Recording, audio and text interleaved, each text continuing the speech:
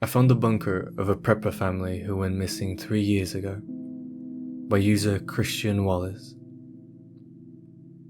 Dr. Daniel Vance was a smart man. Too smart for his own good, maybe.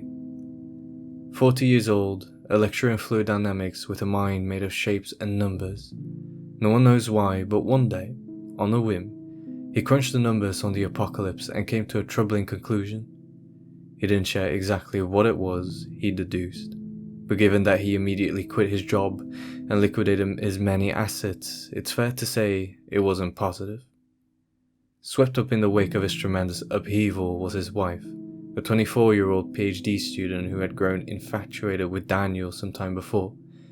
She loved the strange bear of a man, who could just as easily build a log cabin as he could explain the idiosyncrasies of an asteroid's orbit. Speaking to Daniel always left you with the profound impression he was right, so when he told her what he wanted to do, she agreed. 15 years later, and 5 children, the Vances were living in the distant woods just beyond my hometown. They were enigmatic, richer than the Pope, and extremely serious about their prepper lifestyle. But they were also funny, easygoing, and incredibly compelling to speak to. Larger-than-life survivalists who swept into town with bizarre requests that thrilled local businesses. Vast quantities of cement, iron, lead, and steel were all shipped through the remote mountains so that the Vances could build the shelter. The advanced methods they used to keep it secret were legendary. Daniel had once spent 6 months earning the license necessary to drive HGVs up to his compound so that no one else would lay eyes on it. And on one occasion, when a company had refused his request for GPS tracker-free vehicles, he bought them out wholesale so that they had no choice. So when they stopped appearing in town during the pandemic, when requests for food and goods stopped and all contact was dropped, most attributed it to the lockdown. They had a bunker and had spent their entire lives training to be self-sufficient in the face of civilization's collapse. Even Alexander, the youngest at just 3, was already collecting firewood as a chore and learning what local plants were edible. Most of us just assumed that if anyone could ride out COVID without breaking a sweat, it would be the Vances. However, the reality turned out to be something else. When the worst came to light, we discovered that Daniel had used the pandemic as an excuse for a dry run. The family intended to spend 6 months in lockdown and essentially beta test their fallout bunker.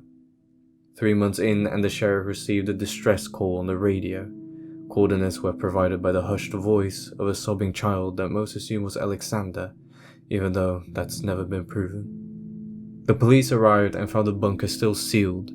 It took hours for emergency responders to cut into the door, all the while efforts were made to contact the family within, but to no avail. Once inside, police were left dumbfounded. There was no one to be rescued, no bodies, no survivors. There was evidence the door's locking mechanism had failed and trapped the Vances inside with no way out, but if so, where had they gone? Beds and cots lay everywhere with mouldering yellow sheets, buckets close to hand with stains all around them. Some doors were barred, others smashed to pieces. There was even evidence of makeshift quarantines and in places what looked like violence. The police, usually a fantastic source of gossip, were not forthcoming until the town demanded answers and the sheriff was forced to offer only the barest of outlines. An outbreak of a waterborne illness had struck the Vances down not long after they were locked inside and unable to seek help. Rumors of contagion were overstated, fueled by the unrelated rise of COVID. Whatever contaminant had killed the Vances, it was non-organic in nature. No need to panic. The Vances' loved ones had been notified, the bunker was going to be demolished, and we could all put this terrible tragedy behind us. Of course, we still had questions. 1,000 of them. Why hadn't the family called for help? They had radios, computers, smartphones as well. They were survivalists, not Amish. And where were they? What had happened to their bodies? Why hadn't they simply left? We shouted these and more at the town meeting, but the police simply refused to comment. For most of us, the excitement lasted another week or 2 until we realized we weren't getting any answers anytime soon. Besides, The pandemic was in full swing, and most of us had other things to worry about. The tragic story eventually faded until it was just one of those awful things in the town's history that we didn't talk about. I was as guilty as anyone else of just forgetting about it. I certainly never expected to find the bunker out there in the woods. Faded police tape still on the open door that hung wide open with scorch marks around the lock. It stood out in the woods like someone had cut a hole right in the fabric of reality, the darkness so deep and black it almost ached to look at. The sight of it made my heart drop into my stomach. It radiated pain. Does that make sense? I think some part of my lizard brain picked out details that wouldn't become apparent to me until I got closer, like the bloody finger streaks that stained the handle from where someone had scrabbled furiously at the lock without success, and the tiny viewing window had been smashed with a hammer that still lay nearby. I needed only to glimpse it to imagine the family take a turn to stand there and scream into the woods, desperate for rescue. Under any other circumstances, I would have run. But I'd gone there looking for my dog, and my light revealed a few wet paw prints, making their way down the dusty concrete tunnel. Half Bernese and half collie, Ripley is the sort of dog who trembles in my arms when a storm buffets the window and needs his paws held when we brush him. I love it. I do not have much of a family, or a wife, or even many friends, but I have Ripley, and I could no more have turned around and gone home to an empty apartment where I would have to sob my grief away than I could flap my arms and fly. He was my dog, and I raised him since he was a puppy, and I wasn't going to leave him out in those woods. I went after him. I didn't know what to expect, but I knew it wouldn't be good. Whatever the police had found, they not only kept most of the morbid details to themselves, they had also lied. The bunker was not demolished or even sealed off. In fact, looking at the occasional blue latex glove tossed aside and the one or two broken police issue flashlights, it seemed like the last police inside had been in a hurry to get out. Given this was where 7 people had presumably died, I assumed it was someone's job to clean it all up. But the corridor looked largely untouched. Just a few meters in, and manic writing started to cover the walls. Desperate scrolls of a lone survivor left there to be rediscovered like cave paintings. Most were deliberations on how to get out. Diagrams, blueprints, equations and formulae, all focused on the door and the circuits responsible for its faulty lock. I instinctively assumed they belonged to Daniel and that he'd been the last to die. What a god-awful fate for a man to outlive his children. And yet it got worse. Slowly, the writing changed from equations and plans to a desperate scroll. The same few phrases repeated over and over. 5 doors. 5. Not 6. 6. Didn't make it. Didn't make it. 6 doors. 6.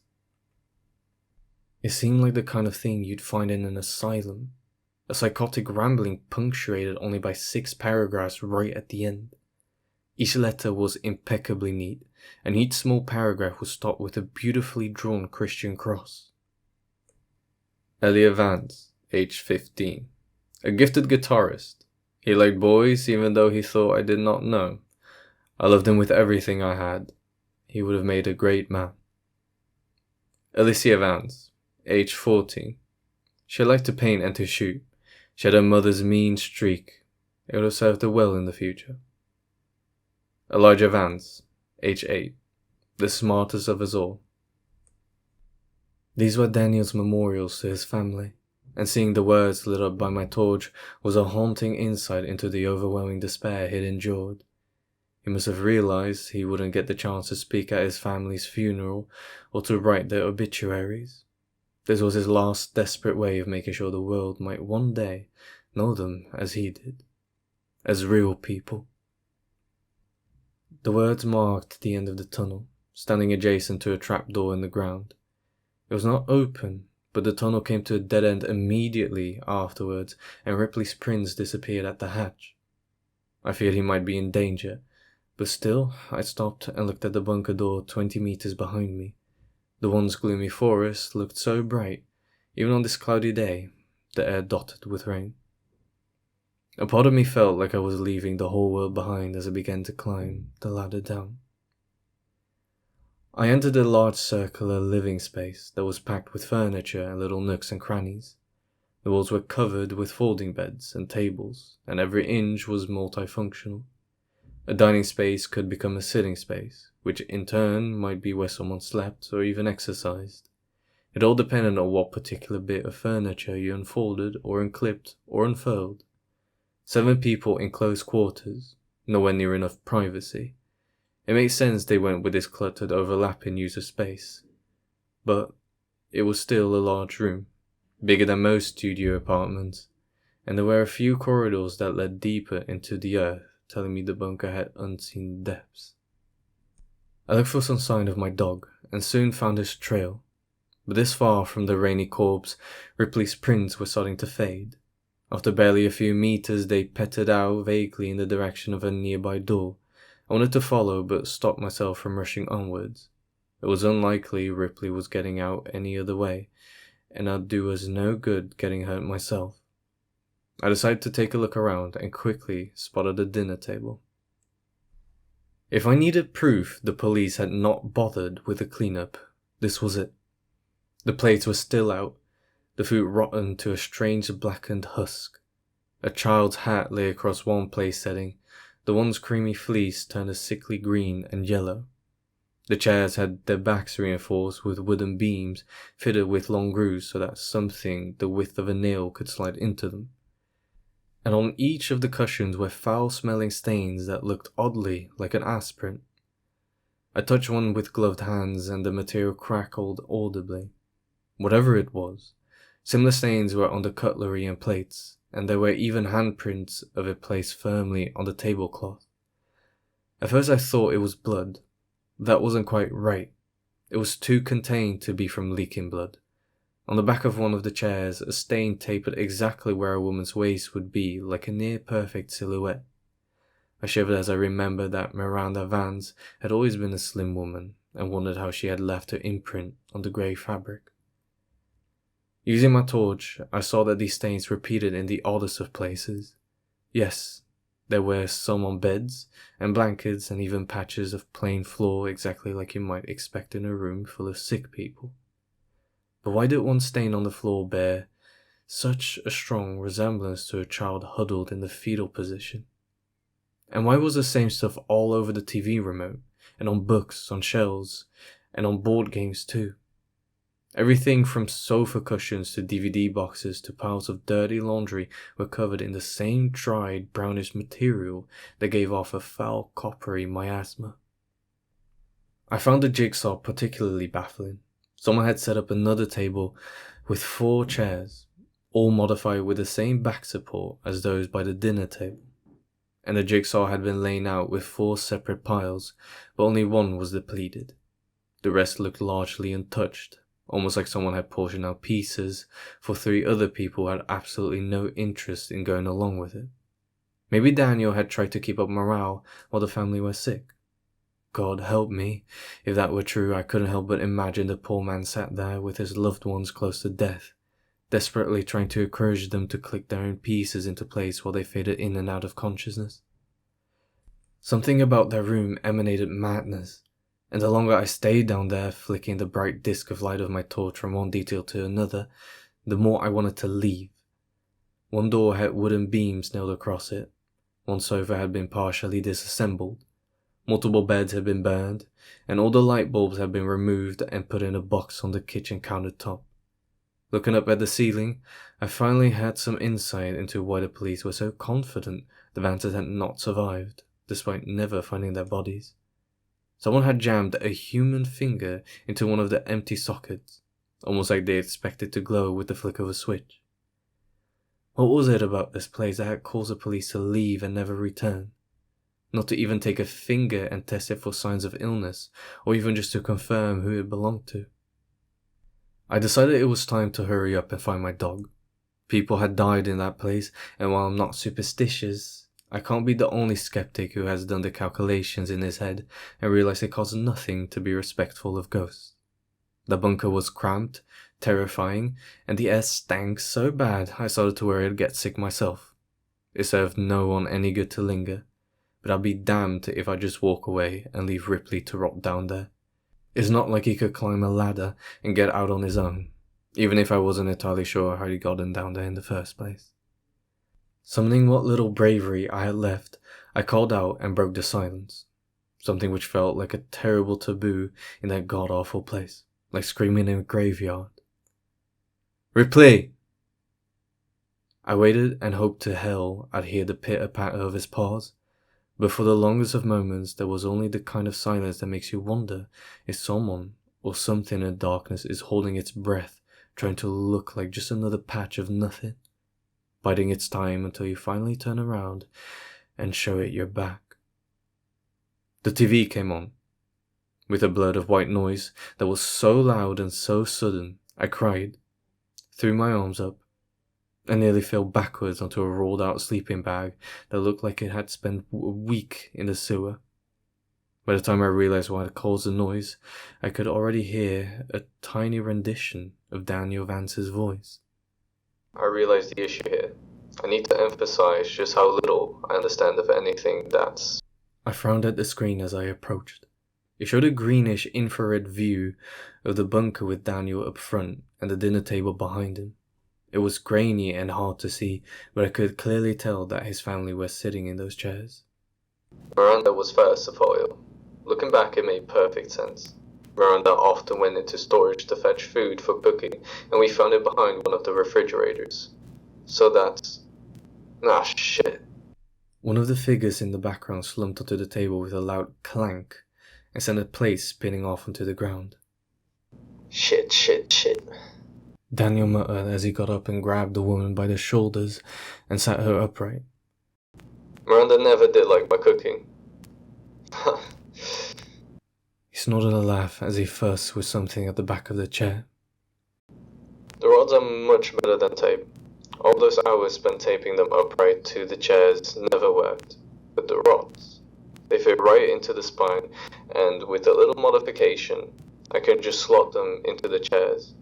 That way everyone is able to join in for dinner. I'm working on something similar for family game night." Daniel wandered over to the camera, and with a grin, he lifted it from the tripod and scanned the dinner table. What I saw nearly made me drop my torch. His family were long dead. Gaunt faces, missing noses, lips that had reduced to reveal awful grins. These were corpses, plain as day, even when viewed through such a low-resolution image. The only thing that made them seem remotely alive was the way their eyes still reflected the infrared back so that they glowed in the dark. And yet Daniel seemed oblivious to it all. He tousled Elliot's hair, kissed his wife on the cheek, run a hand across one young girl's shoulder. He even picked the young Alexander up from his high chair, and I assume he coddled him. I don't know for sure because I looked away, unwilling to see the poor boy up close. Eyes averted from the screen, I couldn't help but pan my torch across the same dinner table and shiver as I finally realized what all those stains were. Not quite blood, but close. Liquefying flesh. Left alone for months, Daniel had not put his family's bodies to rest. Instead, he had moved them around from place to place and puppeted them, living lives as if nothing had really changed. Looking at where those stains had settled, I saw a clear pattern emerge. He had put them to bed. He had set them dinner. He had propped them up to watch TV or gave them their favorite books. They even sat there as a lifeless husk while Daniel waited for them to complete a fucking jigsaw. The idea horrified me to my core. Back to work. It's obviously not part of the original designs. The room on the other side, not on the blueprints. Elliot didn't believe me, and why would he? I made every inch of this place, but I did not install that door in storage on the bottom level. I checked the cameras and some of the photos I took during the build, and the wall is just blank. But the door is there now, and it must lead somewhere. I don't know when or why it opens, but it does, and the next time I'll be ready. Because I have to know what's on the other side, and why it did this to us. Alone down here, often all asleep at once. Anything could have slit our throats and had been done with it, but it didn't. It took its time, and I have to know why. It took our radios and computers and phones, one by one, none of us noticing until it was far too late. I kept telling the kids they needed to take better care of their things, and even as they complained, I just assumed the phones were lying behind some shelf. Where else could they go in a locked bunker? But it wasn't the children at all. Looking back, there are so many signs. Who kept taking away the lights? Who kept draining the batteries in our torches? How long did we live with it before we finally realized we weren't alone? Was it there every step of the way? A door out of nothing that leads to nowhere, at least most of the time, because I know for a fact it does not always open onto a blank wall. There's something behind it. I can hear it shuffling around in there, wet breath rattling in its lungs, a horrible sound I hear roaming these halls when it thinks I'm asleep. I listened to Daniel, fascinated by his strangely compelling rant, till movement caught my eye. An infrared camera running in the dark, its image a rolling mess of uniform noise. What was it I'd seen? I paused the tape and rewinded. Squinting, I saw 2 pinpricks of light in the darkness just over Daniel's shoulder. Slowly, the image resolved itself in my mind. I knew what I was seeing, and it turned my blood to ice. Miranda Vance had turned her head, and her lifeless eyes glowed as she fixed them on the back of Daniel's head. Not even any point leaving at this stage. I'm no doctor, but that door is giving off enough radiation to kill a family of 7. If none of us had touched it, being in the same room is risky, but not lethal, given how sick we've become.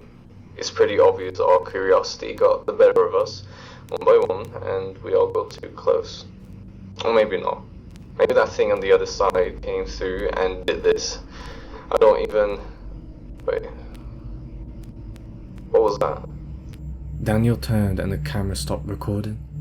The image it froze on was of a lone man bright as a star in the camera's lens, facing off against unknowable darkness broken only by 6 pairs of white glowing eyes. I became painfully aware of my position relative to the table, and I had the painful premonition that if I turned, those chairs would not be empty. I would see the Vances, all of them, Daniel as well, waiting for me. Heads turned, bodies left to rot for years in the dark. Behind me something shifted. It breathed, loud, quick. I knew what it was. I knew. It came at me so fast that when I felt something hot and wet touch my hand, I screamed, only for the presence to suddenly recoil. But then, without hesitation, it leaped at me and bore me to the ground. I wept as Ripley licked my face. He was shivering and, worst of all, silent, which was not normal. He was not a quiet dog, not when greeting me, and not when excited like he was now. But whatever he'd seen down here, he clung to me and dug his paws into my shoulder like he wanted to be cradled over the shoulder, something he has been too big to do for years. "Oh, you fucking idiot," I cooed in a soft whisper, and even in the dark I could feel his tail wagging. Joking aside, I felt nothing but relief at finding him. "Let's get the hell out of here." I picked him up, straining a little under the weight, but refusing to give in to tired muscles, and made for the ladder. It wasn't easy climbing the 3 or 4 rungs to the hatch, but I managed it and gave the hatch a shove. First 1 hand, then 2. Again and again, with everything I had, but still that hatch refused to budge. "Shit!" I cried, while pounding at it with my fists, but all I achieved was a sore wrist. The hatch had jammed when, somehow, the handle had been snapped clean off. Now I'd need a pair of pliers or something to cut through the metal bar locking it shut. My fingers couldn't move it, nor could I brute force the hatch open. The metal bar was an inch thick, and, at the very least, I'd need some tools to get at it from this side. At least it's fixable, I thought as I climbed back down and caught my breath. On one wall I noticed a simple diagram of the bunker made in chalk. It had 3 floors. The bottom was storage, Daniel had mentioned that before, and I noticed that he had drawn through it with large red X, and the top floor was labelled quarters, where I stood now. But the middle floor was labelled workshops, and it was there I realised that I'd find what I needed. There was one door that opened onto a concrete stairwell, and standing at the top, I shone my light down the spiraling guardrails and showed what it was I hoped to see. There were only harsh shadows and the sense of something foul rising up in the air. A smell that tickled my throat and burned a little in my lungs. Had the police even gone down this far? Had they seen what I'd seen on that TV and just left? Somehow, I thought it was unlikely that had been enough to send the entire sheriff's department running. So was it something else that had done it? Something that had been enough to terrify dozens of armed men. Something that was almost definitely down there. The door. I went down quietly. At first I considered leaving Ripley behind, but after losing him the first time, I decided I'd rather risk it, just to know that he was right next to me. Besides, he was being quieter than I was, and I didn't feel much like going down the stairs on my own. He accompanied me with only the quiet click-clack of his paws on concrete, a sound I found deeply comforting as I barely managed to keep my torch from shaking in my hand and my breathing steady. Down one floor, and I found the workshop exactly as you might expect. A large space filled with generators and fuel and water tanks, and boilers and heaters and pretty much anything and everything that you need to survive, but which you couldn't put outside due to fallout.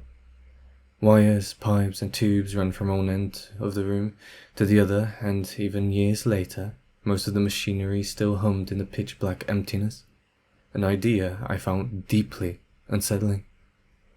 Taking one look at that strange tangle of harsh shapes and industrial figures looming out of the walls and floors, I shivered and looked around, quickly finding a small area Daniel had cordoned off for his own use.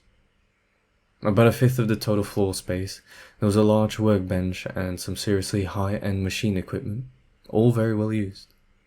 Lathes, buzzsaws, drills, belt sanders, welding torches, everything a man needed to do it himself. And Daniel had been busy. I'm not sure exactly what it was he'd been working on, but there was an arm on the bench. It sat atop a pile of papers that had slowly turned brown over the years, until the whole thing looked like it had been soaked in tobacco spit. On the whiteboard was a faded but still visible diagram of what looked to me like a ball and socket joint. I thought of the tape, of Daniel's little mechanism to keep his family upright, and then looked at the arm and suppressed a momentary gag reflex. I don't know if Dan had been working on posable limbs, or just a way to put the decomposing remains back together after they start to fall apart, but the size of the arm suggested a preteen child, and he left it out on the surface like it was a disassembled clock. It was also missing a finger. Just how fucking crazy was he? I wondered as I pinched my nose with one hand and began overturning boxes looking for a hefty pair of pliers, or maybe a hacksaw. Ripley backed away from the noise, but once I made sure he wasn't going anywhere, I carried on grabbing and pulling out box after box, hoping I'd find what I was looking for. Anything to break that fucking metal bar. In the end, I managed to get a pair of bolt cutters, a crowbar, and a heavy-duty pair of pliers. One went to my pocket, one went down the back of my jeans, and the other was clutching my fist, too large to be tucked away in my clothes. The bolt cutters felt hefty in my hand, which was a bit of comfort, but that feeling didn't last long. Something moved in the darkness. Out there in the twisted jungle of shadows cast by all those pipes and wires that ran from one machine to the next, a figure moved. Thin but unmistakably human in its outline. I couldn't help but remember what I'd seen on that tape. Surely it couldn't have been real. Maybe Daniel had rigged something up. Some fishing wire and a motor, maybe. The idea that these bodies had been moving on their own. I couldn't be sure of that. Could I? It was a frightening idea, one my mind had latched onto out of sheer panic. That was all. And then I saw them. A pair of white pin pricks reflecting back at me from the depths of that cluttered room, Ripley, already behind me, head nuzzled into my leg, pushed even closer against me, and let out a barely audible whine under his breath. The behavior of a dog who was terrified, close to pissing himself with fear. Just a bit of metal, I told myself as the light shook so violently in my hand, I struggled to see straight. Just 2 shiny bits of metal. They blinked, and began to come towards me. If I had any doubts left, they were dispersed by the sight of a pale white hand emerging into the light. I ran straight to the stairs and went to climb them, but only 1 or 2 steps in and I saw something gripping the handrail on the top floor. A mouldy clump of flesh, only just recognizable as a fist. The flesh withered until the fingers were basically bone. Without meaning to, I brought my light up out of habit and I saw the bloated face of a hairless corpse glaring down at me. I couldn't even tell you if it had been a teenage girl or the 60-year-old Daniel. Either way, I instinctively turned and found another body shambling towards me out of the workshop. I was trapped, nowhere to go. By the feel of warm fluid on the back of my leg, I could tell Ripley had finally pissed himself. An adult dog, tail between his legs, shivering like a puppy and desperate to be picked up. God, I needed him to just stay together for a little longer. I couldn't take him in my arms, but I couldn't leave him behind either. With nowhere to go, I ran down and entered storage. There was a temptation to start once I hit the bottom. Down here, the air was thicker and the sounds of my breathing were muted, somehow distant. But I only had to look back up to see 3 pairs of eyes glaring down at me, so without giving any of it much further thought, I barreled down the corridor and stumbled onto a door at random. Opening it, I saw what looked like your standard storage room, only most of the shelves had been overturned and the food left to rot on the floor. 1 or 2 shelving units were still upright though, and the shelves were covered in tall, opaque boxes that made them a fantastic hiding spot. That, I decided, would have to be where I crouched down and turned off my light. I was already inside when I realized that wasn't all that was in there. The door almost looked normal. I could see why Daniel must have been so confused by it, because it looked a little bit like all the other doors down there. But it was different too. It was too tall and too wide, about 1.5 feet off the ground, and the metal rusted in its entirety like it had aged out of sync with everything else down there. All around the jamb was a profusion of wet, soppy moss, like the kind you find hanging off trees in a swamp, and every few seconds the door would leak something strange and oily, like the kind of thing you find in a parking lot on a rainy day. Of course, that wasn't too strange in itself, but the leak was horizontal, defying gravity, so that every few seconds a large glob of the stuff would whip across the room and slap into the wall opposite, creating a puddle about the size of a man that defied all reason. Remembering Daniel's words about radiation, I instinctively inched away from this puddle and the door on the opposite wall, backing myself into the darkest, quietest corner I could while I pulled Ripley behind me and hoped to hell he wouldn't give me away. Once I was in there, I turned off my light and waited. I must have taken longer than I thought to hide, because it was barely 2 seconds later when a few figures entered the room. It was pitch black after I turned off my torch, but they made enough noise to let me know that at least 2 of them had stumbled in after me. I stayed there, unable to see anything, not sure if they were heading straight for me or just getting ready to leave. Forced to hold out and let luck decide my fate. When I finally heard something scrape against the wall barely 2 feet from where I stood, I gave up and switched my light on, desperate to know what was coming for me. The sound had been terribly misleading. Daniel Vance was no more than 6 inches from my face. "Get out," he hissed from a toothless and cracked mouth, a living corpse just like the others, and somehow a flash of intelligence remained in those wide, terrified eyes.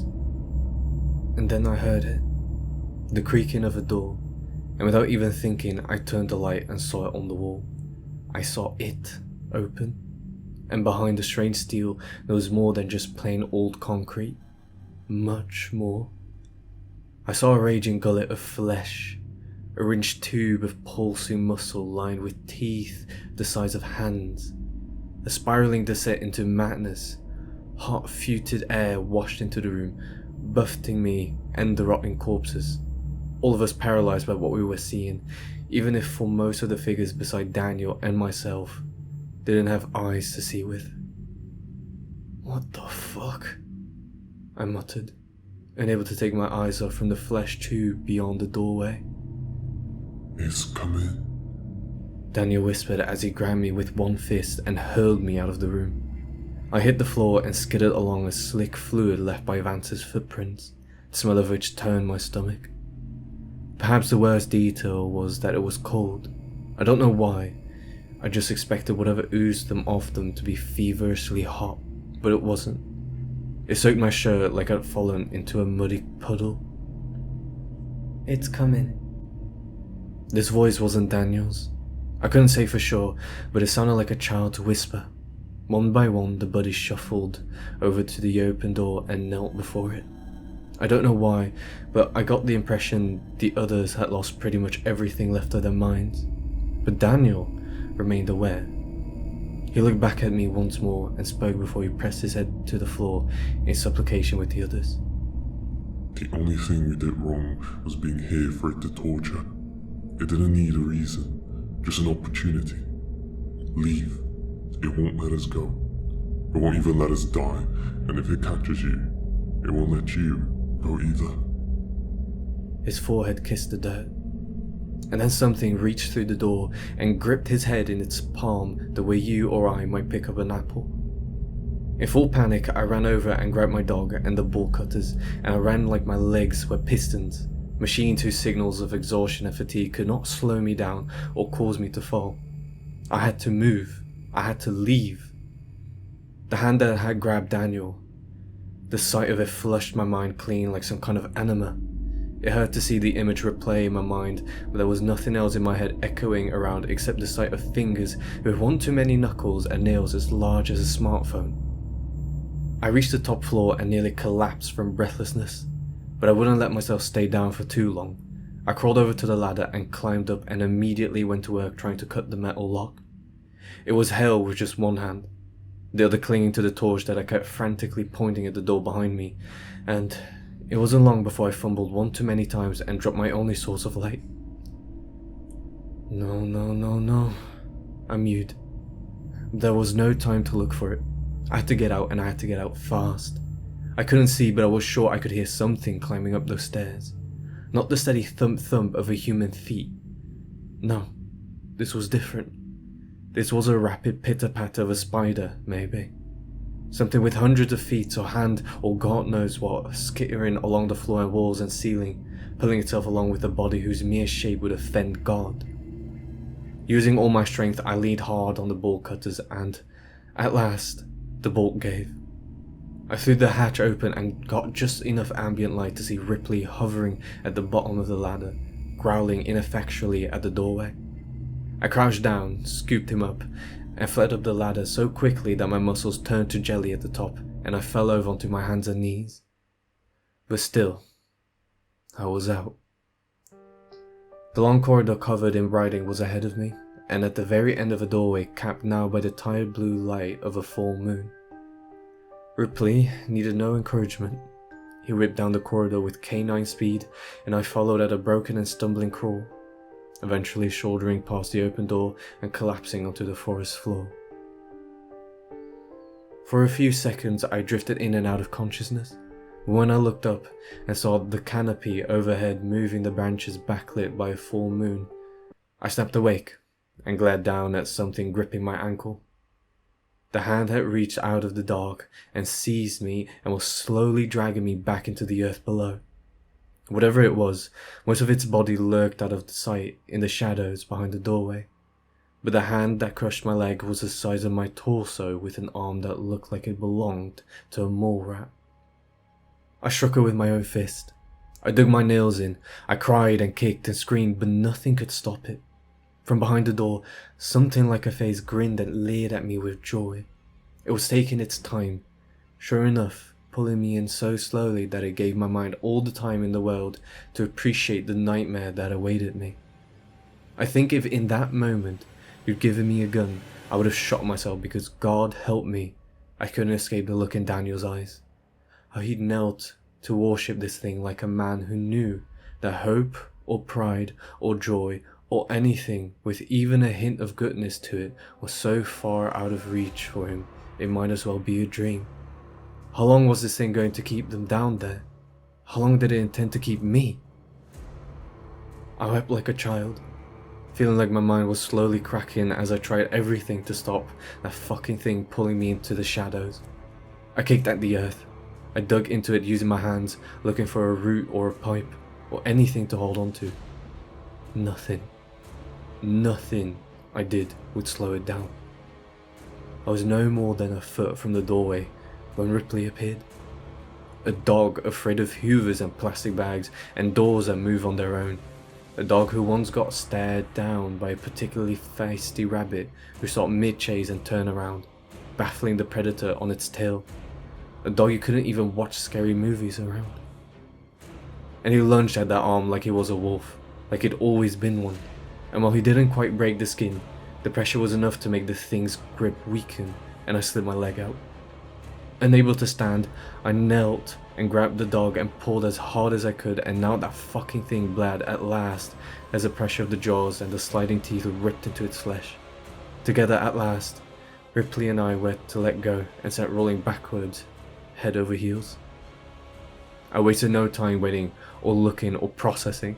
I heaved the dog to my chest and crawled until I passed out, making it maybe half a kilometer away. Only when I could no longer see the door did I let myself fall to the ground face first and gave up consciousness. The doctor said I had pneumonia, which I suppose made some kind of sense. I might have even believed them if it were not for the sheriff's visit asking strange questions of me as I lay in bed about what I may or may not have seen. I dismissed them to the best of my ability. I wasn't interested in chasing that particular nightmare down, figuring out if it had been real or not, at least not while I lay here, half drowning in my own infection. To be fair, I had at least some sympathy for why the police had done so little to seal that place off.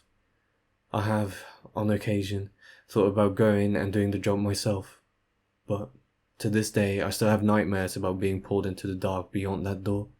Not just the bunker door, the one I narrowly avoided at the end, but the one below. What I saw was a kind of madness, I'm sure of it, and I often think of Daniel's words. It didn't need a reason, just an opportunity. Somehow the Vanters were that opportunity. Maybe they built that bunker on a ley line or a weak spot between dimensions, or the site of a former satanic ritual. I'm not sure if it even matters. They went into the dark thinking it'd be a safe place away out the world's troubles, but something had been down there waiting for them, waiting for a chance to get at a family of 7 people, to lock them in and deprive them of escape, and slowly take from them everything it could. I've moved since then. Couldn't help it. It wasn't just the memories, you see. It was a shortwave radio I kept in my basement, something my father passed on to me when I was just a boy. God, I'd forgotten about it. At least until I woke up one day to the sound of it blaring white noise down in the dark. And buried in that sound was a faint whispering of a man, his voice barely recognizable, but unmistakably his. Let them go, let them go, let them go, let them go, let